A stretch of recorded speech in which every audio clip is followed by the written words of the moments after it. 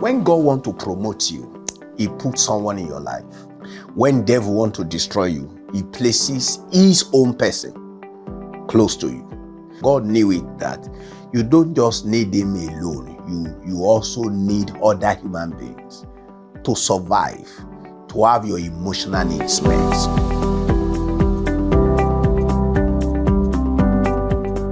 Lord, we appreciate you. Thank you for your love and your goodness. Be thou exalted, Lord, in Jesus' name.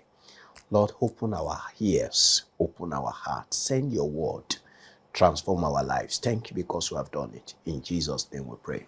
Amen. Yeah, I want to speak on the antidote for loneliness. The antidote to loneliness and God's provision for loneliness.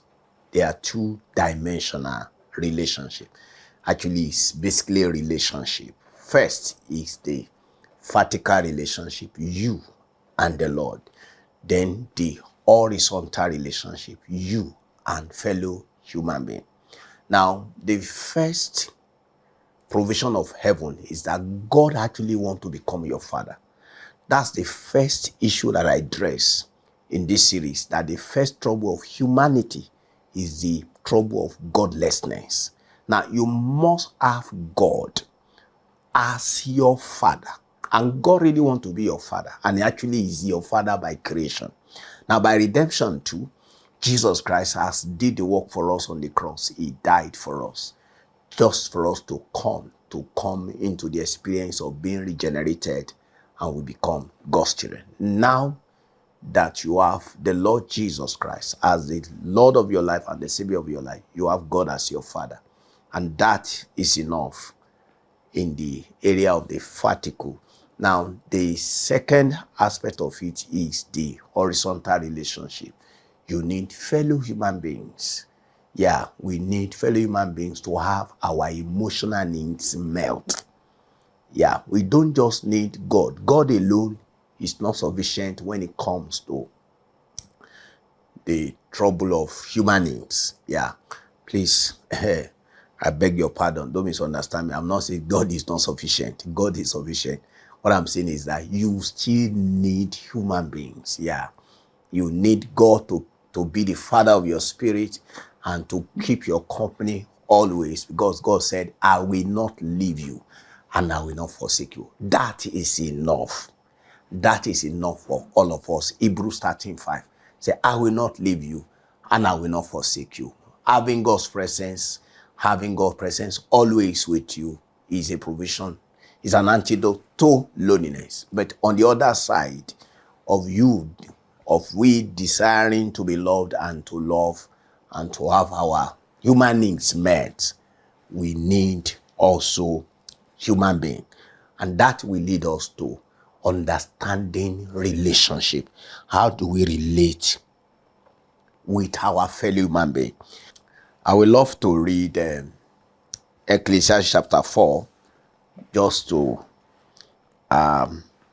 as a premise for this discussion, just for you to see the importance of following other relationship and following the relationship with men. It said, a man who is still, I'm reading from verse 8, Ecclesiastes chapter 4 from NET.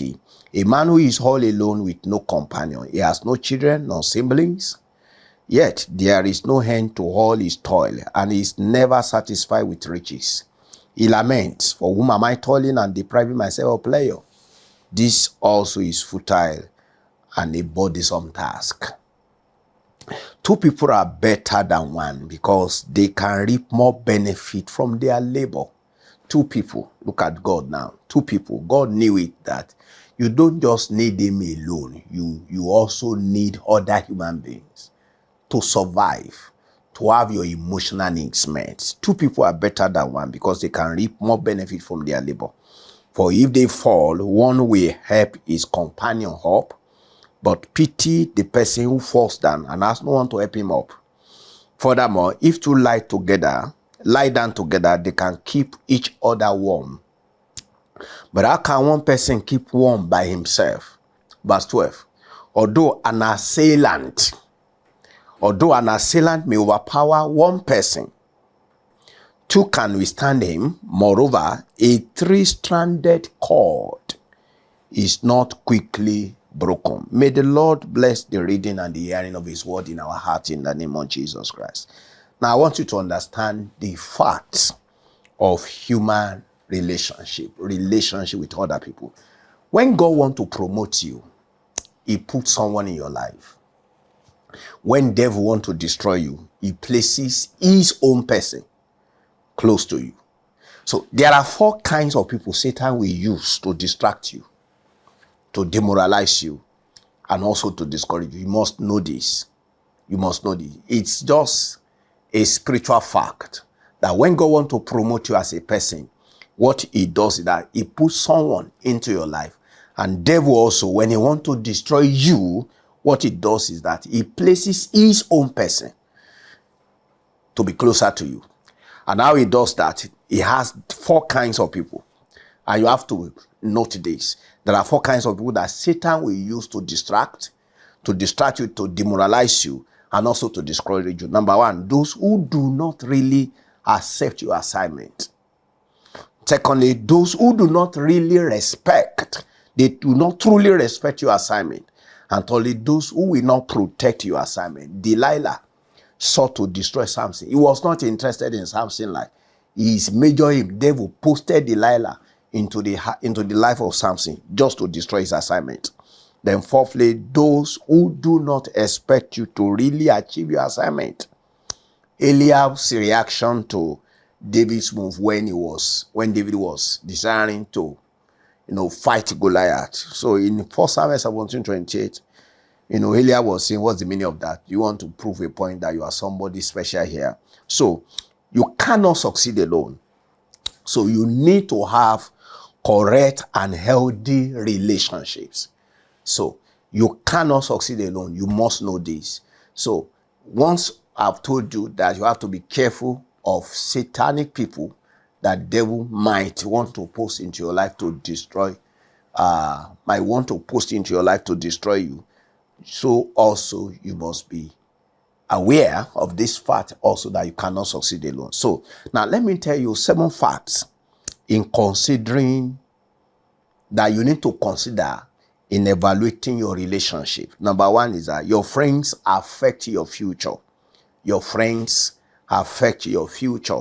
The relationship you are into will either grow weeds or flowers. Then secondly, each relationships feed a weakness or a strength. Whether you are relating with the wrong person, it feeds your weakness. When you are relating with the correct person, it strengthens you. Then 3, each relationship is comfortable with your present or compatible with your future. Each relationship is comfortable with your present or compatible with your future. And fourthly, every relationship is a current that sweeps you towards your assignment or moves you away from it. So every relationship that you are into is like a current. It's either it sweeps you off what you are meant to do, or it moves you closer to what you are meant to do, your assignment. Then 5, some relationship can damage you irreparably. Some relationship, that's why the Bible says, do not in any way fraternize with the deeds of darkness, rather rebuke them. So then 6, some relationship multiplies your wisdom. Proverbs 13:20 says, he who keep company with wise will succeed and will become wiser, and those who keep company with fools shall be destroyed. And number 7, your future is determined by the people you permit near you. Your future is determined by people you permit near you. And then please also, there are 7 important reminders for relationships. 7 important reminders for relationship. Number 1, intimacy should be earned, not freely given. The people that you will draw closer to you, they have to earn it. Don't just dash it out. Intimacy should be earned, not freely given. Secondly, intimacy should be the reward for proving loyalty. That is, Jesus told his disciples, you are my friend when you obey what I have commanded you. Now, the disciples have followed Jesus for several years. And now, he didn't start with them on a note of friend. That's what I want to let you know. They started as a follower. They grew from being a follower to become a servant. And from being a servant, they graduated to become his friends. Said, I will no longer call you my servants. Now you are my friends. That's John 15, verse 13 to 14. Intimacy should be the reward for proving loyalty. Then number 3, true friendship. True friendship is a gift, never a demanded requirement. True friendship is a gift, never a demanded requirement. And 4, when wrong people live your life, wrong things stop happening to you. Jonah 1:15, when wrong people live your life, wrong things stop happening to you. Immediately that Jonah was thrown into the sea, the storm ceased, and those people enjoy their voyage. Then number 5, when right people enter into your life also, right things begin to happen to you. When right people enter into your life, right things begin to happen to you. The woman at Sinker, John chapter 4, when Jesus entered into her life, she began to enter into the fulfillment of the reason why she descended from eternity to time. Then number 6, if you fail to guard your life, your own life, you are like a city without walls. If you fail to guard your own life, you are like a city without walls. That is Proverbs chapter 25, verse 28. And lastly, the 7th reminder, failure occurs when the wrong person gets too close to you. Yeah, we fail when wrong person, get closer to us. Delilah, the example is Delilah and Samson. Samson failed woefully when Delilah came into his life in Judges chapter 16, verses 4 to 21. So, let me pause here. The next episode, I'm going to still speak on how you can, secure a married partner and other relationship that you need in your life. Let's pray together. Holy Father, glory be to your name. Thank you for what you are doing. I ask that you will help your children, especially, to learn the nitty-gritty of relationships, and to, in mercy also, you will give them the right partner and the right people in their life all the time in the name of Jesus Christ. And Lord, you will give them the spirit of discernment to discern wicked men that might come to distract, to demoralize, and to discourage them, and even to destroy their destiny. Holy Father, give this discernment to all of us in the name of Jesus. Thank you, Father. In Jesus' name we pray. Amen.